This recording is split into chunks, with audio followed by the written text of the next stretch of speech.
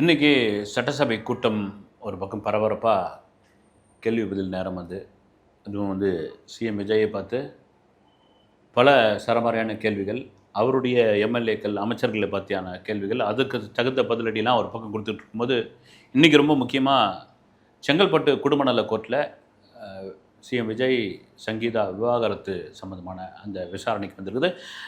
சட்டசபை கூட்டம் இருக்கிறதுனால இன்றைக்கி வீடியோ கான்ஃபரன்ஸில் வச்சுக்கலாமா, இல்லை அது இன்னொரு நாளைக்கே அதை வச்சுக்கலாம், வாய்தா கொடுங்க அப்படின்னு பொழுது, இல்லை சங்கீதா தரப்பில் அதெல்லாம் முடியாது, இன்றைக்கி அந்த விசாரிச்சே ஆகணும், குறிப்பாக எனக்கு ஜீவனாம்சமாக இவ்வளோ தொகை வந்தாகணும், இதெல்லாம் சோஷியல் மீடியாவில் வந்தது, ஜீவனாம்சமாக இவ்வளோ தந்தாகணும், அப்புறம் அந்த நீலாங்கரை வீட்டில் எனக்கு பங்கு வரணும், அங்கே நான் குடியிருக்கணும், இது மாதிரியான விஷயங்கள்லாம் வந்துட்டு இருந்து, அப்புறமா மதியம் 2:15 மணிக்கு மேலே இந்த விசாரணை நாங்கள் ஒத்தி வைக்கிறோம், அதுக்கப்புறம் நாங்கள் தொடர்றோம் அப்படிலாம் மாதிரி இருந்தது. அப்புறம் இடையில் சிஎம் விஜய் கிளம்பி செங்கல்பட்டு போவாரா, அல்லது வீடியோ கான்ஃபரன்ஸில் அவர் பேசுவாரா, ஏன் இவ்வளோ தூரம் சங்கீதா அவர்கள் இதை விடாப்படியாக பிடிச்சிட்டு இருக்காங்க, என்ன காரணம், இன்னும் கோவம் தனியிலையா, ஏன் அடுத்த வாய்தான் வாங்கிக்கக்கூடாதா அப்படிலாம் இருக்கும்போது, இல்லைங்க வழக்கையே வாபஸ் வாங்கிட்டாங்க, அவ்வளோதான், முடிச்சாச்சு கேஸை, சங்கீதா அவர்கள் போட்ட வழக்கை வாபஸ் வாங்கிட்டாங்க, முடிஞ்சு வடிவேல் விரட்டு வரல, போ போ போ போ முடிஞ்சது கிளம்புன்ற மாதிரி உட்காந்துங்கன்னு அதை வச்சுக்கிட்டு என்னென்ன அரசியல் பண்ணிங்க என்னென்ன அரசியல் பண்ணிங்க. எனக்கு தெரிஞ்சு பார்த்தீங்கன்னா ஜேசன் சஞ்சய் அந்த கொடுத்த ஒரு பேட்டி தான் அவர்களுடைய சங்கீதா அவர்களுடைய மனதை மாற்றி இருக்கும்னு நினைக்கிறேன். ஒருவேளை மகன் போய் அம்மா கிட்டே பேசியிருக்கலாம், இல்லைனா அம்மாவை கூட பார்த்துருக்கலாம். தன்னுடைய கணவருக்கு நீங்கள் கல்யாணம் பண்ணிக்கிட்டு வரும்பொழுது ஒரு பெரிய பிரபலமான நடிகர் கொடுக்கட்டீர், ஒரு பிரபலமான நடிகராக வளர்ந்துட்டு வர்றார். ஒரு நாளைய தீர்ப்பில் உருவகலி செய்யப்பட்ட ஒரு நடிகர் ஒரு சாதாரண நடிகர் எஸ்.ஏ. சந்திரசேகர் சோபா அவர்களுடைய ஒரு மகன் ஒரு அப்பர் மிடில் ஃபேமிலியிலேருந்து பிறந்தவர். நீங்கள் உண்மையிலே சங்கீதா அவர்கள் ஒரு பெரிய கோட்டீஸ்வரி, இலங்கையை சார்ந்தவர், லண்டனில் குடியிருக்கிறோம். லண்டனில் அவங்களுக்கு ஒரு 2-3 பெட்ரோல் பங்க் இருக்குது, நகை கடை இருக்குதுலாம் சொல்கிறாங்க. அது எந்த அளவுக்கு உண்மைன்னு தெரியல. ஒரு வசதியான வீட்டு, காதலுக்கு தான் திருமணம் பண்ணிக்கிட்டீங்க, பெட்ரோலில் தான் திருமணத்தை பண்ணி வச்சாங்க. நாங்கள் கூட ஒரு பத்திரிகையாளராக அந்த ப்ரெஸ் மீட்லாம் கூட கலந்துக்கிட்டோம். அப்புறம் நேரு ஸ்டேடியத்தில் ரசிகர்கள்லாம் பெரிய பிரியாணி விருந்தெல்லாம் பண்ணாங்க. அப்புறமா 2 குழந்தைகள், ஒரு அற்புதமான குழந்தைகள். அதை தாண்டி பல காலமாக அவங்க ஃபேமிலிக்குள்ளே, அதாவது தவேக கட்சி ஆரம்பிக்கிறதுக்கு முன்னாடியே ஒரு நடிகர் விஜயாக இருக்கும்பொழுது எக்கச்சக்கமான கிசுகிசுகள், அது வழக்கமாக வரது தான். கிசுகிசு எழுதாத நடிகர் யாருங்க, கிசுகிசு எழுதுனா தான் அவங்க பிரபலமான நடிகர்கள். அதுவும் தொடர்ச்சியான கிசுகிசுலாம் கிசுகிசு வரும்போதெல்லாம் அவருடைய தந்தை எஸ்.ஏ. சந்திரசேகர் குறிப்பிட்ட அந்த பத்திரிகை ஆஃபீஸ்க்கெலாம் போயிட்டு ரொம்ப கோபமாலாம் பேசியிருக்காரு மகனுக்காக.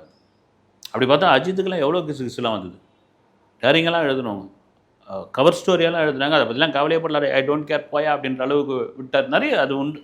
அது சொல்லுவாங்க, என்னை பற்றிலாம் எதுவும் கிசுகிசு வராதுங்களா அப்படின்னு. எதுக்கு சொல்கிறேன்னா, இவ்வளோ போராட்டங்களையும் தாண்டி ஒரு உச்ச நட்சத்திரமாக தன்னுடைய கணவர் ஒரு 240 கோடி ரூபாய் 250 கோடி ரூபாய் சம்பளம் வாங்கிட்டு இருக்காரு. அப்படி உச்சத்தில் இருக்கும்போது சங்கீதா அவர்களுக்கு தெரியாதா எப்படியாப்பட்ட ஒரு மார்க்கெட் உள்ள ஒரு நடிகர், இந்தியா முழுக்க அவருக்கான வியாபாரம் என்ன பாருங்கள். ஒரு படத்தை 6 மாதமாக தள்ளி ரிலீஸ் ஆகிருக்குது. அந்த ரிலீஸ் ஆகிறதுக்கு 3 மாதத்துக்கு முன்னாடியே அந்த படத்தை தூக்கி இணையத்தில் போட்டாச்சு. தமிழ்நாடு வரைக்கும் கணக்கெடுத்து பார்க்கும்பொழுது ஒரு 1.5 கோடி பேர் அதை இணையத்தில் பார்த்துட்டாங்க.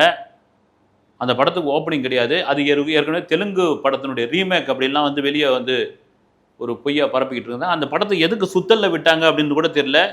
எலெக்ஷன்லாம் முடிஞ்சிருச்சு, ரிசல்ட்டும் வந்துடுச்சு. அதன் பிறகு அந்த படத்தை ரிலீஸ் பண்ணாங்க. அந்த படமே உலகம் முழுக்க 360-370 கோடி ரூபா அடிச்சிருக்குது. இவ்வளோ பிரச்சனைகளை தாண்டி அந்த படம். அப்போ அந்த ஹீரோவுக்கு எவ்வளோ பெரிய மவுஸ் இருக்கும் பாருங்கள். இதே வேற ஒரு ஹீரோ அது மாதிரியான அந்த படத்தில் நடித்து அந்த படத்தை ரிலீஸ் பண்ணியே இருக்க மாட்டாங்க அந்த ப்ரொடியூசரு. ஏமா அதை இணையத்திலே பார்க்க மாட்டாங்க. 1.5 கோடி பேர் பார்த்தாங்க இல்லைல்ல, இதெல்லாம் யாருப்பா பார்க்குறது அப்படின்னு. இதெல்லாம் ஓடிடியில் எத்தனை படங்களை பார்த்துடுறாங்க. எதுக்கு சொல்கிறேன்னா, இப்போ அவங்களுக்கு தெரியும் இல்லைங்களா தன்னுடைய கணவருடைய பலம் என்னன்னு. அப்படியாப்பட்ட அவர் இந்த சினிமா வேணாம், நான் சினிமாவுக்கு முழுக்க போடுறேன், நான் அரசியலுக்குள்ளே வரேன், அரசியலுக்குள்ளே மக்களுக்கு நல்லது பண்ணுறேன் அப்படின்னு சொல்கிறதுக்கு ஒரு பெரிய துணிச்சல் வேணும். ஏன்னா விஜய் ஒரு அம்பானி மாதிரி ஒரு பெரிய மில்லியனர் கிடையாது. மேபி கோட்டீஸ்வரராக இருக்கலாம், லட்சாதிபதியாக இருக்கலாம், பெரிய மில்லியனர் கிடையாது. அவங்களுக்கு தான் இந்த மாதிரியான துணிச்சல்லாம் வரும். ஏங்க ஒரு படத்துக்கு நடிச்சா 250 கோடினா வருஷத்துக்கு 2 படம்னா 500 கோடி என்ன காசுங்க. அது 500 கோடின்ட்டு சாதாரண பணமே கிடையாது. இப்போ அந்த ஹீரோ இடத்துல வேற ஒருத்தர் இருக்காருன்னு வச்சுக்கோங்க, பணத்துக்கு ஆசைப்படுற ஒருத்தராக இருக்காருன்னா வருஷத்துக்கு 4 படம் நடிக்கலாம் போயா அப்படின்ற அளவுக்கு. என்ன இருக்குது வருஷத்துக்கு 365 நாள் கால் ஷீட்டை பிரித்து கொடு, நடிக்க முடியாத நான் 4 படம் இறக்கு, நீ தோல்வி படமோ வெற்றி படமோ துட்டு நமக்கு வருது இல்லை அப்படின்னு. எதுக்கு சொல்கிறேன்? இதெல்லாம் பார்த்துட்டு அரசியலுக்குள் இறங்கி அரசியலுக்குள் வந்த பிறகு ஒரு மக்களை சந்திக்கிற அந்த பயணத்திற்கு தன்னுடைய கணவருக்கு எவ்வளோ பெரிய இடையூறுகளை ஏற்படுத்தி, இல்லது தவேகா தலைவருக்கு எவ்வளோ பெரிய இடைஞ்சலை உண்டாக்கி, திருச்சியில் வந்த அந்த கூட்டத்தை பார்த்து மெர்சலாகி, திருவாரூரில் அந்த பேசின கூட்டத்தை பார்த்து இதுவாகி, நாகப்பட்டினத்தில் வந்த கூட்டத்தில் பார்த்து காண்டாகி, கரூரில் வச்சு அவருடைய அரசியலை அஸ்தமனம் பண்ணோம். 2வது இந்த பக்கம் கட்சி கொடி அதுன்னு எதையுமே இந்த ஹீரோ வந்து வரவே கூடாது, அவர் எங்கேயாவது ஓடி போய் ஏதாவது ஒரு படத்தில் நடிச்சுட்டு இருக்கணும் அப்படின்னு சொல்லி ஒரு ஒரு ஒரு ஒரு மெர்சலை காட்டினாங்க. நீ எந்த மெர்சலுக்கு நான் அடிபடுகிற ஆள் கிடையாதுயா, நான் உறுதியாக நிற்கிறேன் அப்படின்னு நின்று தமிழக மக்களுடைய அன்பையும் தமிழக மக்களுடைய வாக்கையும் பெற்று 1.25 கோடி வாக்குகளை பெற்று ஒரு மைனாரிட்டி கவர்மெண்ட்டு இன்றைக்கி அப்படி சொன்னால் கூட ஒரு சரி, கம்யூனிஸ்ட்டுகள், காங்கிரஸ், அப்புறம் வந்து விசிகா இவர்களுடைய ஆதரவில் தான் அந்த ஆட்சி நடந்துகிட்டு இருக்கு, ஓகே ஒத்துக்கிறோம். ஆனால் இவங்க தாவேக்காவினர் என்ன சொல்கிறாங்கன்னா, ஏங்க அவ்வளோ இதுவாக இருக்குதில்ல மைனாரிட்டி கவர்மெண்ட்டு 3 மாதத்தில் ஒன்றும் பண்ணல, வாயை திறக்க மாட்டேன்றார் விஜய். சரி, நீங்கள் கழிச்சிட்டு மறுபடியும் எலெக்ஷன் வைங்க ஒரு 6 மாதம் கழிச்சு, ஃபுல் மெஜாரிட்டியில் நாங்கள் வரோங்களா இல்லையான்னு பாருங்கள், இந்த மக்கள் எப்படி ஓட்டு போடுறாங்க இல்லையா பாருங்கள் அப்படின்னு அது பக்கம் ஒரு பக்கம் ஓடிக்கிட்டு இருக்கும்போது விஜய் அவர்களே அந்த தேர்தல் பிரச்சார சமயத்தில் கடைசி நாள் ஒய்எம்சி மைதானத்தில் வச்சு ரொம்ப வருத்தப்பட்டு சொன்னார். அது ஏன் நான் ஒரு கட்சி ஆரம்பித்தேங்க, நான் வந்து நீங்கள் தான் மாறி மாறி இருக்கணுமா, நான் ஒரு கட்சி ஆரம்பித்தேன், நான் வந்து ஒரு மக்களை சந்திக்கிற பயணத்தை தொடங்கினேன், என்னை என்னென்னலாம் பண்ணீங்க, நீங்கள் வந்து அரசியல் ரீதியாக அட்டாக் பண்ணீங்க, ரைட்டு, சினிமா படம் மூலிமா ஒரு படத்தை விடாமல் அட்டாக் பண்ணீங்க ஜனநாயகனை, ரைட்டு, குடும்பம் என் பர்சனல் வாழ்க்கையை அட்டாக் பண்ணீங்க. ஏன்னா ஒரு டிசம்பர் மாதம் உச்சத்தில் விஜயுடைய பயணம் உச்சத்தில் இருக்கும்பொழுது தான் இந்த விவகாரம் வந்து பெரிய இதுவாக பேசப்பட்டது. சங்கீதா விஜய் விவகாரத்து விவகாரம் பெரிய விதமாக பேசுது, கண்ணு மூக்கு காது என்னென்னமோ வச்சு ஆளுக்கு இட்டு கட்டிலாம் பேச ஆரம்பித்தாங்க. வந்து ஒரு நடிகை மையப்படுத்திலாம் பேசினாங்க, அவங்களே கூட சொல்லியிருந்தாங்க அந்த மனுவில் குறிப்பிட்டு தான், பேர் குறிப்பிடாமல் ஒரு நடிகை வீட்டிலே இருக்கிறாரு, அங்கேருந்து வரவே மாட்டேன்றாரு மாதிரி குற்றச்சாட்டுகள் டேரிங்காக உட்காந்துலாம் பேசினாங்க. பல பல சேனல்களில், பல மெயின் ஸ்ட்ரீம் மீடியாக்களில் பயங்கரமாக இவங்க தான் போய் எட்டி பார்த்தா மாதிரிலாம் பேசிகிட்டு இருந்தாங்க. வந்து எவ்வளோ பெரிய யாராக இருந்தான்னாங்க, நம்ம ஒன்றும் விஜய் இடத்துல வேறு யாராவது இருந்தால் கூட இதை தான் நான் சொல்லுவேன் நான், அப்படிலாம் பேசினாங்க. அது பெரிய பூதகரமாச்சு. இந்த பர்சனல் வாழ்க்கை அவருடைய இந்த அரசியல் வாழ்க்கைக்கு குறிப்பாக தேர்தல் அது எதிரொலிக்கும். விஜயோடைய வெற்றி வாய்ப்பு ஒன்றுமே எடுபடாது. ஏன்னா மக்கள் வந்து பர்சனல் வாழ்க்கையும் பொது வாழ்க்கையும் பிரித்து பார்க்கல. ஒரு பர்சனல் வாழ்க்கையில் தனிப்பட்ட வாழ்க்கையில் ஒருத்தன் கரெக்டாக இருந்தால் தான் பொது வாழ்க்கைக்கு சரியான ஆளாக இருப்பான் அப்படின்னு மக்கள் காலகாலமாக இருக்கிறாங்க, நம்பிக்கிட்டு இருக்காங்க.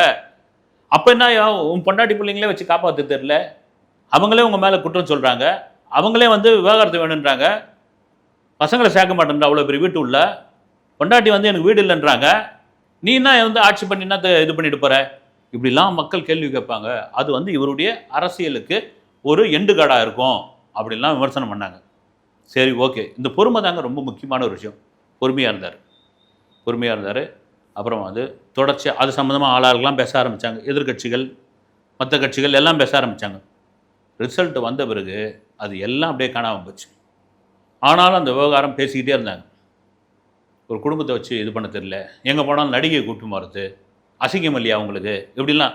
அவருடைய விருப்பங்க, வந்து அசிங்கப்படுறது படாத அவர். சரி, அசிங்கப்பட்டால் மக்கள் கேட்க போகிறாங்க, ஏங்க அசிங்கமாக இல்லையா உங்களுக்கு அப்படின்னு. யாரும் மக்கள் எதுவும் கேட்கலையே. ஆனால் விஜய் அவருடைய மகன் ஜேசன் சஞ்சய் கொடுத்த ஒரு இன்டர்வியூ, அந்த இன்டர்வியூ தான் தாவேகா தொண்டர்கள் விஜய் அவருடைய ரசிகர் மத்தியிலே ஒரு பெரிய வரவேற்பு பெற்று, தங்க புள்ள பெற்றெடுத்த என் தங்கமே அப்படின்லாம் கொண்டாட ஆரம்பித்தாங்க. ஏன்னா எந்த மகனும் அப்பா விட்டு கொடுக்க மாட்டாங்க. அப்படி என்ன வந்து அப்படியாப்பட்ட கொடுமைக்காரராக வந்து விஜய் தினமும் வந்து தன்னுடைய அம்மாவை வந்து அடித்து துன்புறுத்துறாரு, பையன்களை போட்டு வெளுக்கிறாரு. நம்ம படிக்கிறோம்ல அது மாதிரியா உள்ள குடும்பத்துக்குள்ள எல்லா குடும்பத்தில் இருக்கிற பிரச்சனை தாங்க, ஒவ்வொரு குடும்பத்தில் இருக்குது. அது குடும்ப பிரச்சனை இல்லாத குடும்பம் எது? செலிபிரிட்டியாக இருக்க வெளியே தெரியுது, செலிபிரிட்டியாக இல்லைன்னா உள்ளே இருக்கும். பணக்காரன் இது வந்து சபையில் வராது, நடுத்தர குடும்பத்தை வந்து வெளியே தெரிஞ்சிடும். அதுக்கு தான் பயந்து இந்த மிடில் கிளாஸ் ஃபேமிலி என்னன்னா தெருவில் பேசிடுவான், அங்கே பேசிடுவான், அங்கே பேசிடுவான், ஊர் பேசிடுவான் அப்படின்றதுக்காக இந்த இடையில மிடில் கிளாஸ் ஃபேமிலி தான் ரொம்ப இதுவாகிடும். ரொம்ப கீழே இருக்கிறவங்க வந்து ஏற்கனவே பணக்காரருடைய மனநிலை தான். என்னத்தை போயா தெரிஞ்சால் தெரிஞ்ச மாட்டோம், நமக்கு என்ன இதுவான்னா நாமளே கிடக்கிறது வெளியே தான் கிடக்கிறோம், தெரிஞ்ச மாட்டோமே அப்படி. அதுக்குள்ளே இவ்வளோ பேச்சுகள், இவ்வளோ வன்மங்கள், ஒரு பர்சனல் வாழ்க்கையில் என்னென்னவோ போய் அந்த வீடு எவ்வளோ ஏக்கரில் இருக்குது, அந்த வீட்டில் எவ்வளோ பங்கு இவருக்கு சட்டப்படி கொடுக்கணும், பிள்ளைகளுக்கு எவ்வளோ பங்கு கொடுக்கணும், அவங்க இந்திய பிரஜையே கிடையாது, அவங்க சொத்து வாங்க முடியாது, சொத்து அனுபவிக்க முடியாது, இவர் வந்து அந்த அந்த வீட்டையே வேற ஒரு நடிகையுடைய பேருக்கு எழுதிட்டாரு, என்னென்னலாம் அடிச்சு விட்டீங்க வந்து. ஆனால் ஒரே ஒரு இன்டர்வியூவில் மொத்த சோழியை முடிச்சு விட்டாப்புல ஜேசன். ஆமாங்க, எங்கள் அப்பா தாங்க எனக்கு ரோல் மாடல். அவர் என்ன நடிகனாக ஆக்கணும்னு ஆசைப்பட்டார், நான் டைரக்டர் ஆகிட்டேன். டைரக்டர் என் விருப்பம் தான், அதுக்காக எங்கள் அப்பாவை நான் எங்கேயும் விட்டு கொடுக்க மாட்டேன். எனக்கு ஹாலிவுட்டில் பட வாய்ப்பு கிடைக்குது அப்படின்னா இங்கே இந்தியாவிலேருந்து எந்த நடிகர் கூட எங்கள் அப்பா தான் கூட்டு போவேன். எங்கள் அப்பாவை விட சிறந்த நடிகர் யார்? எங்கள் அப்பா தான் எனக்கு ஹீரோ அப்படின்னு சொன்ன உடனே ஒட்டு மொத்தமாக காலியாகி போய் சென்னைக்கே. அதான் நான் சொல்கிறேன், நான் ஒரு மகனை போய் அம்மா கிட்ட பேசியிருக்கலாம். ஏம்மா எப்படியாப்பட்ட ஒரு புகழ் இருக்குது, எப்படியாப்பட்ட ஒரு வரவேற்பு இருக்குது, அவருக்கு இன்னும் எப்படியாப்பட்ட ஒரு குடைச்சல்லாம் இருக்குது. ஒரு 2.5 மாதம் 2.25 மாதம் தான் ஆட்சி அமைச்சிருக்காரு, அதுக்குள்ளே எவ்வளோ துன்புறுத்தல்கள், அவருக்கு எவ்வளோ விமர்சனங்கள். இதில் ஏமா நீ வேற மகள் சொல்லியிருக்கலாம். நம்ம குடும்பத்துக்குள்ளே போய் எதையும் பார்க்க முடியாது இல்லை, வெளியிருந்து பேசுறது தானே வந்து. ஆனால் அதை சொல்லுவாங்கள்ல, நீர் அடித்து நீர் விலகாதுன்னு. நீங்கள் குடும்ப நல கோர்ட்டில் கூட ஒரு கணவன் மனைக்கு பிரச்சனை அப்படின்னா வாங்க ரைட்டுங்க இந்தாங்க ஜட்ஜ்மெண்ட்டு, 2 பேரும் பிரிஞ்சு போங்க அப்படின்னு கொடுக்க மாட்டாங்க.